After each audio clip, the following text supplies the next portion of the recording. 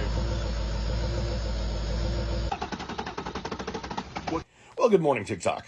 So, hey, got a gentleman here who just changed out all of his high-pressure oil stuff, his O-rings and whatnot, and truck started and made it 3 miles and died and won't start.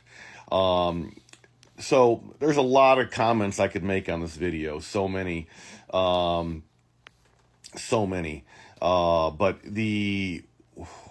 we're going to concentrate on hey, it made it 3 miles and won't start. Think about the physics of what's probably going on. Something got toasty, and when it got toasty, when the oil started warming up, it got thinner, and now all of a sudden you've got a leak where you didn't used to have one because the oil's making it through the passageways, and it's making it through that slit in the O-ring or whatever, blown out O-ring, whatever it is, that compromised O-ring, and now all of a sudden the high pressure, low volume pump cannot overcome that leak to create enough high pressure oil to enable the possibility of the thing starting. That's probably what's going on. Your way to check that is your favorite thing, gauges. If you haven't gotten an Edge Insight CTS3, I feel like I'm harping on that in like every other video, it seems. Gauges on these trucks matter. If you can swing this gauge, get this gauge. If you're gonna get the little Bluetooth guy off of our site, just do a search on OBD2 on FICMRepair.com, OBD II to be clear, for the onboard diagnostics 2 port, don't you know? But you can get a little Bluetooth guy and it'll hook up to your phone. That's fine. It's not as good as this, but it's fine. It's a heck of a lot less money. But what you want to look at, the poor man's way to check this, or a scan gauge, whatever, is to take a look at your ICP voltage, not PSI, voltage, and let's see if that voltage is 0.24 key on engine off, and if during cranking, if it goes over 0.93, which is equivalent to 500 PSI. If I were guessing, it's not. Then the question is why? So then what you do is you go ahead and you take your IPR, your injection pressure regulator valve, don't you know, and you go ahead and you look at that and you say, hey, is that 14.8, really between 14 and 15% duty cycle, key on, engine off, and then during cranking, it can go to 84, 85%, which is fully, say, hey, I'm giving it all I can, Scotty territory, but is it staying there? It can go there for a second, but it should settle down in the 40s and 50s if everything's copacetic, if you're developing injection control pressure. My guess is that you're not. My guess is that you're going to be, key on engine off, 0.24 volts on the ICP, and then during cranking, it might be going like, 0.39 or 50 or something like that.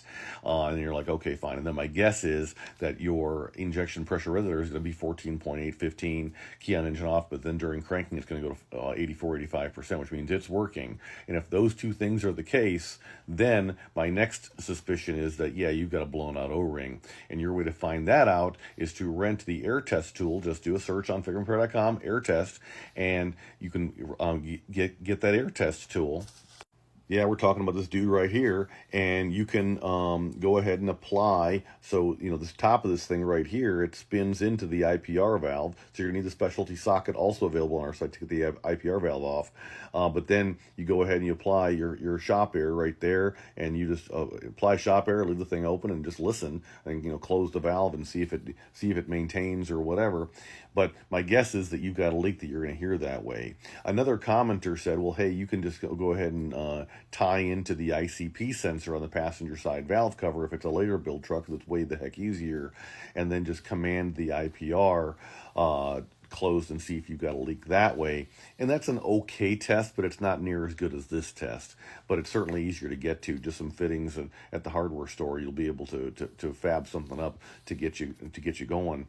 But that's not a conclusive test. This is the only conclusive test. But you do this after you first see if you have a problem by looking at your gauges, and then onward and upward. Now, if it turns out that you look at your gauges and yep, indeed, you've got a leak in there somewhere, you're just not developing high pressure oil, and you do the air test and you don't have a leak, we're wrong about that.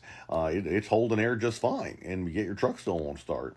If that's the case, then I'm very sorry, you need a new high pressure oil pump. But I doubt that's the case. I really do. I think that you just didn't get something together properly. When you did it, super common. Don't feel bad. It happens to a whole lot of people. And so now you just got to get up in there and find the screwed up O-ring or whatever, and take care of it. But this is a little bit of a discussion about how far down this rabbit hole do you want to go. I mean, you just got through replacing all this stuff, and now you're having a problem.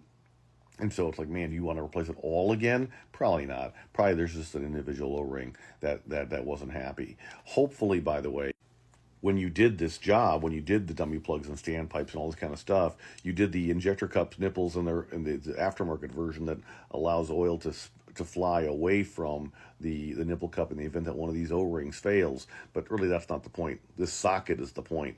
The inside of this socket is it's chamfered, it's cut out, it's concave to meet this outer diameter, this outer radius of this convex this convex setting, this convex form factor, if you will, on the injector cup nipple. And by setting that socket down, by putting it in the oil rail at full depth, it forces these bad boys to be 90.0 degrees to the oil rail. And now you don't take a chance of the very, very end of this, which is chamfered, so it's sharpened, allowing the very end of this to cut into an O-ring.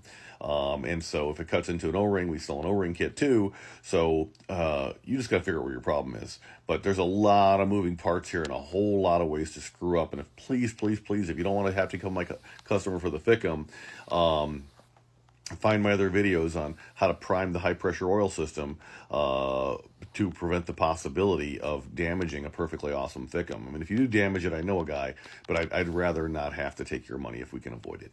So I hope this helps. FICMRepair.com, we're all in this together. If you got questions, we got answers, put them in the comments and we'll see if we can get them answered. All right? Thanks very much. Take care.